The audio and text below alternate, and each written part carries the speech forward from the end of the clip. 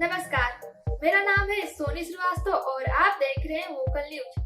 कई कालखंड से भारत एक समृद्ध राष्ट्र रहा है। आज हम बात करेंगे कि आखिर एक समय में जो भारत उत्पादन के मामले में दुनिया में पहले स्थान पर था, अब उसकी हिस्सेदारी 2% से भी कम कैसे रह गई है और डॉलर के मुकाबले रुपया लगातार कैसे गिरता गया।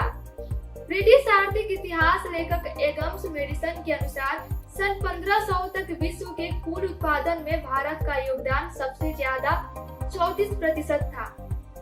लेकिन आजादी के बाद भारत विदेशी कंपनियों के जाल में फंस गया और लगातार उत्पादन क्षमता कम होती गई।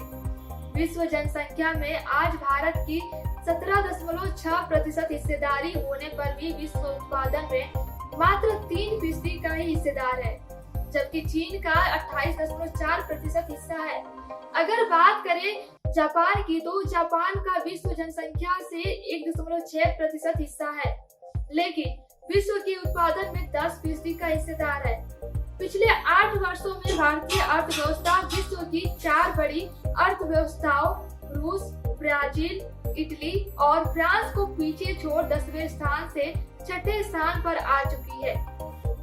आज भारत की अर्थव्यवस्था की वार्षिक वृद्धि दर विश्व में सबसे आगे है। स्वतंत्रता के समय 1947 में भी भारत विश्व की प्रमुख अर्थव्यवस्थाओं में से एक था। विश्व व्यापार में भारत का अंश 2% था, जो वर्ष 1995 तक आधा प्रतिशत रह गया था और अब दोबारा यह 1.71% तक पहुंच गया है। आपको बता दें कि 1947 में $1 मात्र 3.5 रुपए के बराबर था। सरकार की गलत नीतियों के कारण ही रुपए का मूल्य प्रति डॉलर 80 रुपए तक पहुंच गया है। 1948 और 1956 के औद्योगिक नीति प्रस्ताव के माध्यम से ही सरकार ने 40 प्रमुख उद्योगों को सार्वजनिक क्षेत्र के लिए आरक्षित कर लिया था। इसका परिणाम ये रहा कि देश को 1947 से 1981 के बीच 30,000 करोड़ रुपए का लोहा व इस्पात आयात करना पड़ा था और उसके लिए कच्चा खनिज लोहा भारत से निर्यात होता था। हमें तो इसके लिए भारी मात्रा में विदेशी मुद्रा चुकानी पड़ती थी। इसलिए 1981 तक 30,000 करोड़ रुपए की विदेशी मुद्रा लौह व इस्पात के आयात के लिए देश से बाहर गई।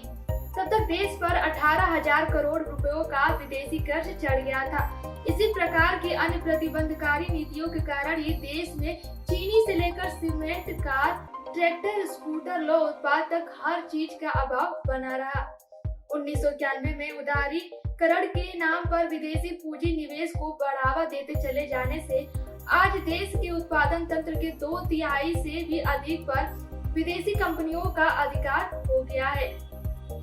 देश अब तक 3G और 4G technology, solar panel, lithium battery, computer hardware जैसे सामानों के लिए आयातों पर निर्भर है।